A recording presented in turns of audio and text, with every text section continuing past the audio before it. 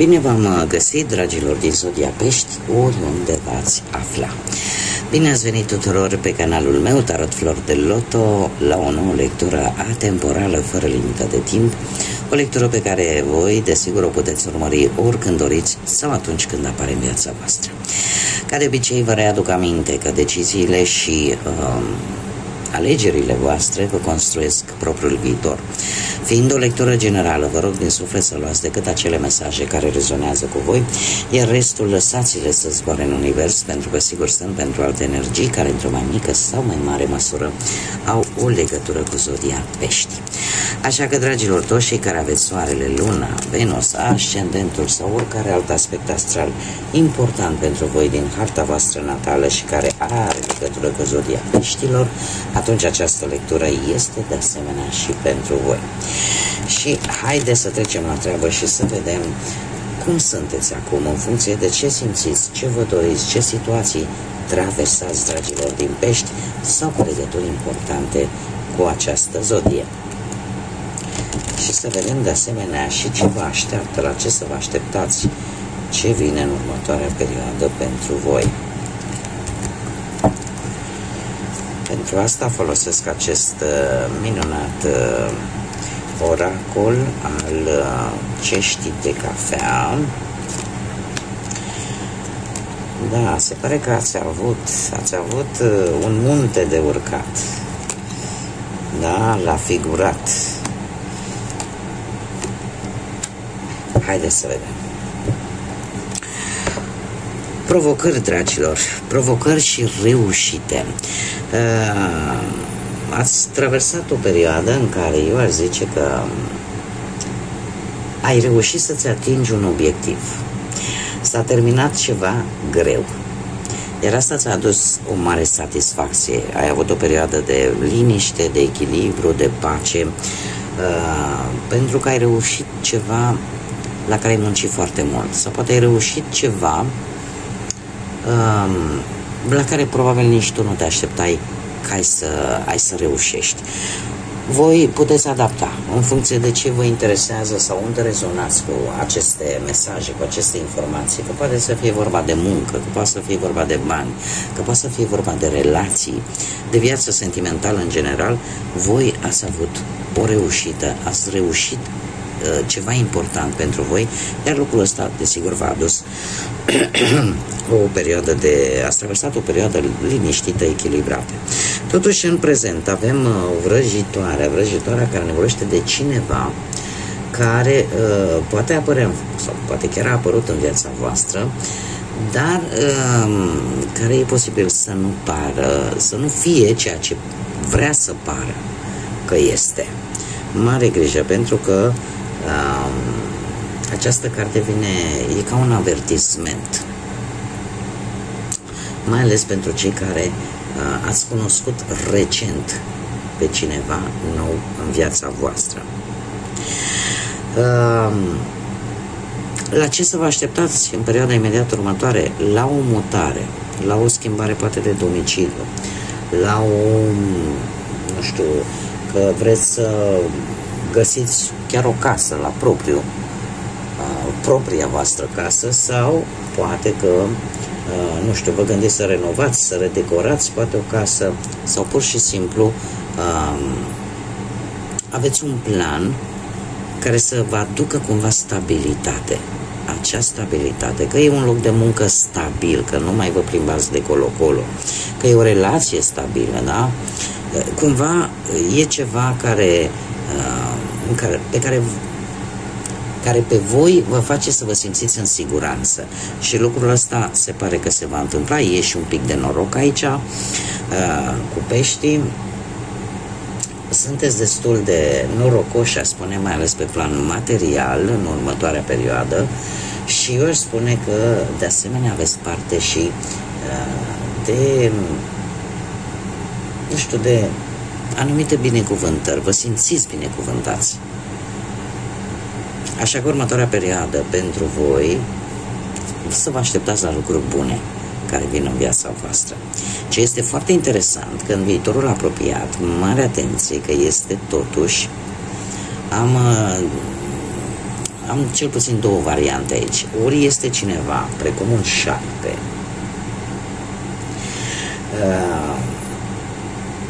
care cumva ori o veți descoperi și are legătură cu aceeași persoană, pentru că la un moment dat își va arăta adevărata față. La un moment dat o să vedeți exact de ce se comportă așa, de ce are această atitudine. Poate să fie vorba de orice energie din viața voastră, fie la locul de muncă, fie legat de, poate de niște bani, fie legat poate de viața sentimentală. Cineva aici își va da rama pe față, sau, mai am o variantă, să fie o energie care cumva să se simtă atrasă de voi și mult din punct de vedere fizic și poate chiar sexual, pasional. Să existe o atracție foarte puternică, iar lucrul ăsta îl va arăta, îl va scoate la suprafață. Și asta o veți vedea. Haideți să vedem acum ce ne spune tarotul. Ce vine pentru dragii mei din Pești sau cu legături puternice cu această zodie în următoarea perioadă? Este foarte interesant că e posibil ca această persoană, știți că de multe ori avem această expresie, zice, hai Doamne, termină-te cu vrăjeala, da? Sau nu mă mai vrăji. E posibil ca cineva să încerce într-un fel sau altul să vă atragă atenția. Da? Să vă, cu ghilimele de rigoare, să vă vrăjească. Până când la un moment dat, nu va dura mult, își va expune adevăratele motive. Ori că se simte foarte atrasă de către voi, cum am mai spus, sau, aici trebuie să fiți voi un pic atenți, se va arăta poate foarte supărată, poate pentru că orică nu-i corespundeți, orică nu-i răspundeți la anumite propuneri sau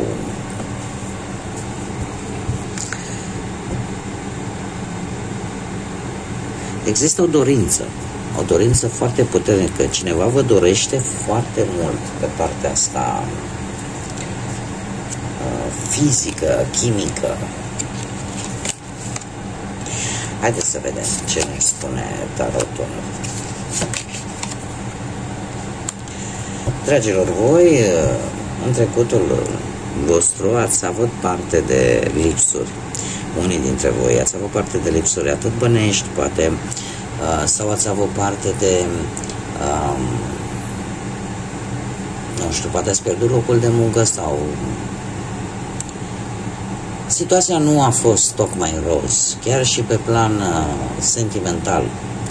Ați avut perioada în care v-ați simțit foarte singuri sau ați simțit că perechea parcă nu vă tratează așa cum meritați, sau poate că unii dintre voi, cei care sunteți singuri, ați spus voi ochii pe cineva, dar cumva respectiva persoană nu v-a răspuns, nu v-a corespuns și poate că ați pierdut timpul cu cineva care nu arăta niciun fel de interes vis-a-vis de voi.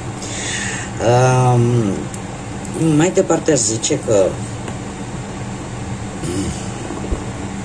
acest 8 de monede îmi spune că totuși a venit o schimbare benefică pe care tu ți-o dorai din tot sufletul.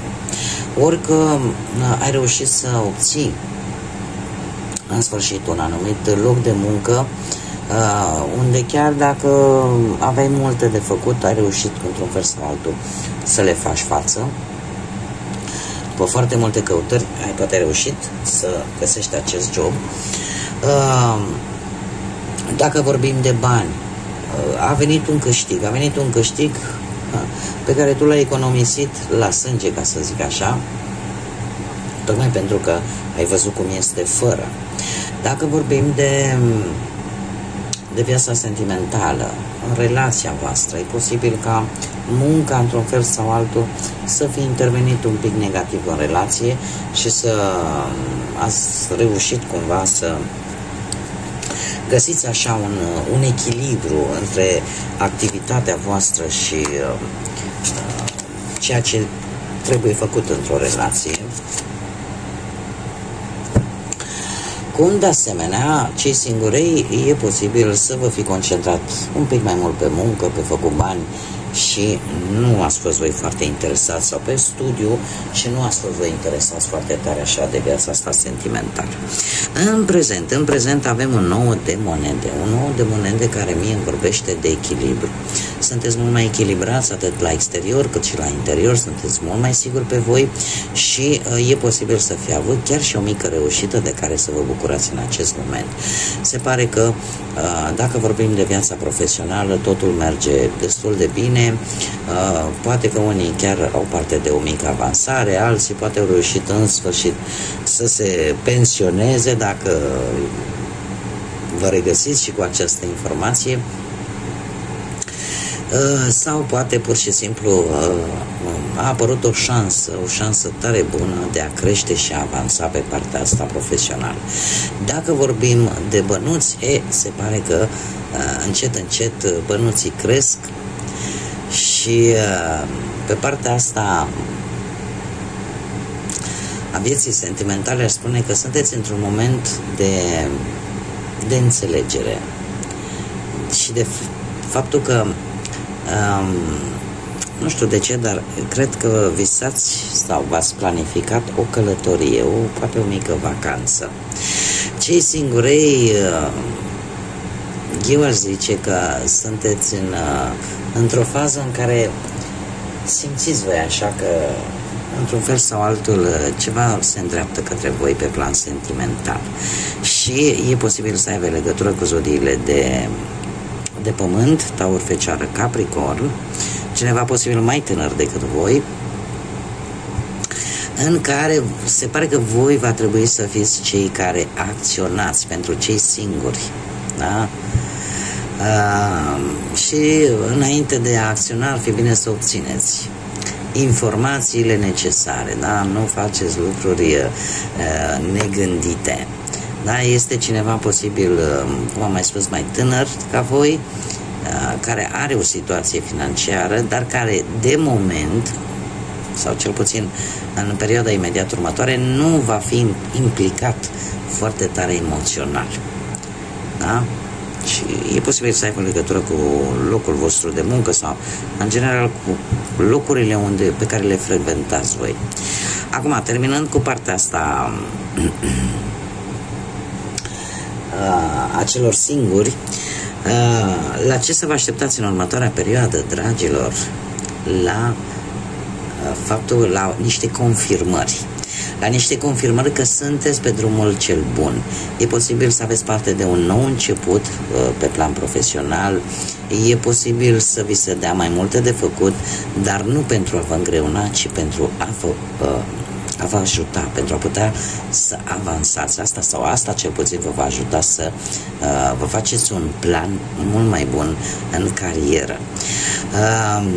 Dacă vorbim de bănuți, se pare că voi vă știți cam care este valoarea voastră și e posibil la locul de muncă să cereți o anumită sumă. Chiar dacă nu o veți primi, nu fiți dezamăgiți, aveți un pic de răbdare, pentru că într-un fel sau altul voi veți obține anumite recompense bănești. Acum, dacă vorbim de viața asta sentimentală, eu zic că veți reuși să rezolvați. Poate o anumită monotonie sau poate, așa cum bine am văzut, faptul că ați fost mai mult angrenați pe muncă, poate pe făcut bani și ați neglijat un pic poate relația. Se pare că perioada imediat următoare vine cu cum să spun eu, cu găsirea unei soluții de a ieși din această monotonie. Eu aș spune că unii dintre voi E posibil să aveți o relație nu de foarte multă vreme, de mai puțin timp, dar se pare că merge pe drumul cel bun, pentru că avem un 10 frumos de cupe și asta e valabil pentru toate aspectele vieții și atât pentru cei în relație cât și pentru cei singuri. Acest 10 de cupe îmi vorbește în primul și în primul rând de faptul că e confirmarea că sunteți pe drumul cel bun. Poate că se apropie un eveniment familiar important și asta face ca relația unora dintre voi să capete niște valori mult mai solide și să fie mult mai fericită. De asemenea, se pare că vor veni niște situații în care vei descoperi că ai o importanță la locul de muncă și oamenii se pare că au încredere în voi. Dacă vorbim de bani, se pare că vine o perioadă prosperă pentru voi și chiar dacă posibil să apară anumite probleme pe parte financiară, există cineva din familie care vă poate sprijini, vă poate ajuta. Unii dintre voi, nu știu ce se întâmplă, că în perioada imediat următoare veți începe să aveți tot felul de gânduri negative vis-a-vis poate de perechea voastră. Mie această carte și cartea care urmează imediat îmi spune că cumva nu ai motive să te preocupi. Da, cumva nu știu dacă cineva contribuie la acest lucru din exterior, dar se pare că nu ai de ce să-ți faci griji în ceea ce privește relația ta sentimentală. Pentru alții poate veni chiar nu știu, o propunere de logodnă, de ce nu, mai ales cei care sunteți singurei.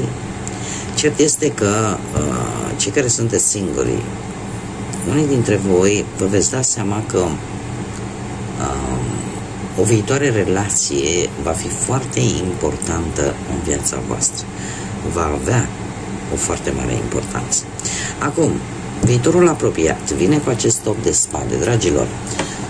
Încercați să nu vă luați după ce spune lumea. Încercați să vedeți realitatea așa cum este ea, fără să vă construiți și să vă faceți gânduri care n-au nicio legătură cu această realitate. Am mai pus o carte pentru că acest top de spade mie vorbește de un blocaj mental. Un blocaj mental vis-a-vis de o anumită situație sau de un anumit lucru care pe voi vă frământă și în care vă face să vă învârtiți așa într-un cerc vicios negativ. Avem, nu știu, apare zodia Scorpion. Este foarte interesant că în afară de acest paș de monede care vorbește de și foarte multe cărți de monede, eu aș zice că preocuparea voastră principală pentru următoarea perioadă este legată un pic mai mult de partea asta financiară. Dar acest opt de spade cu acest arcan major, moartea, ne vorbește de transformări. Acest blocaj mental într-o modalitate ciudată, spune, vă poate ajuta să vă transformați, să gândiți diferit, să vedeți lucrurile diferit, să vedeți să le înțelegeți anumite situații într-un mod diferit. Moartea, de fapt, vine cu niște întâmplări care vin în viața voastră și care, dar ele vin să vă ajute să încheiați anumite situații, anumite etape, anumite capitole din viața voastră pentru a da loc noului, pentru a o lua de la capăt. Este ideea de a schimba, dar o situație care, într-un fel sau altul, te va obliga să faci aceste schimbări.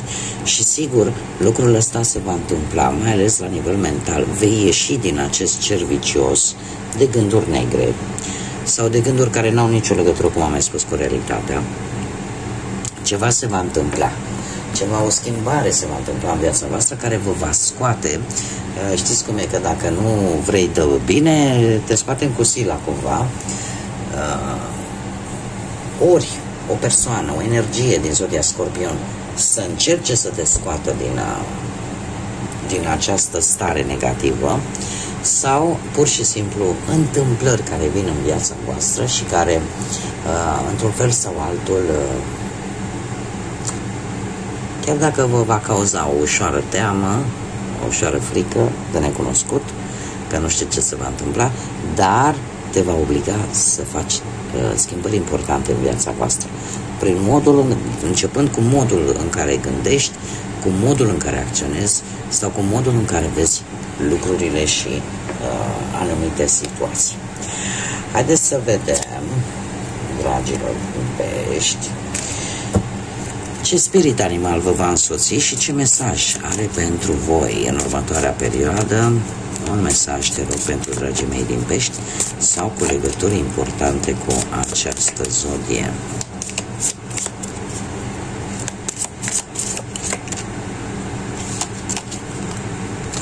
Chiar două. Haideți să vedem. Primul, avem spiritul antilopei, care ne vorbește de acțiune și spune așa: acum este momentul să acționezi. Oportunitățile, șansele tale sunt aici.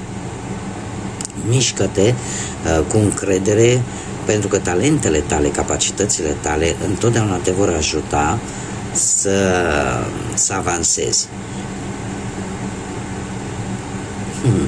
Mișcarea ta rapidă te va călăuzi către succes.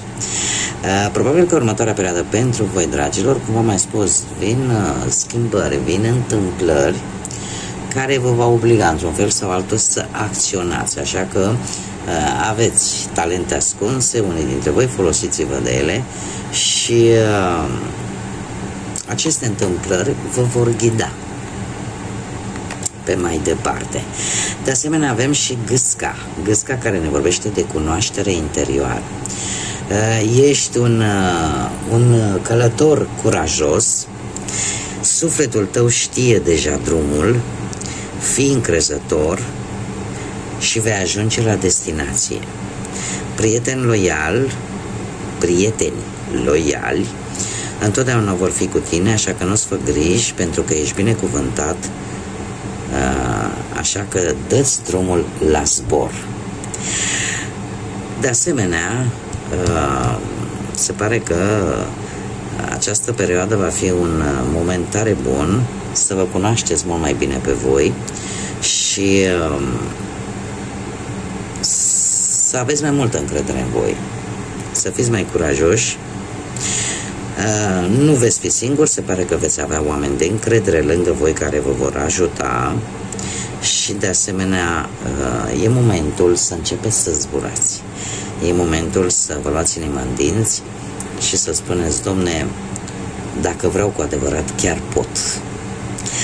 Bun, dragii mei, cam atât am avut pentru voi în această lectură. Vă mulțumesc pentru prezență. Desigur, mulțumesc din suflet tuturor celor care contribuie, sunt perseverenți ca de fiecare dată și contribuie la dezvoltarea acestui proiect prin intermediul like-urilor, distribuirilor și comentariilor. Cum de asemenea le urez un călduros bun venit recenților noștri abonați, cei care s-au alăturat comunității noastre frumoase a florilor de lotus. Până data viitoare, când ne vom reîntâlni la o nouă lectură, multă energie pozitivă, pace, liniște în suflete, în gânduri și numai bine. Până la viitoarea lectură, tot binele din lume și să fiți iubiți, dragilor!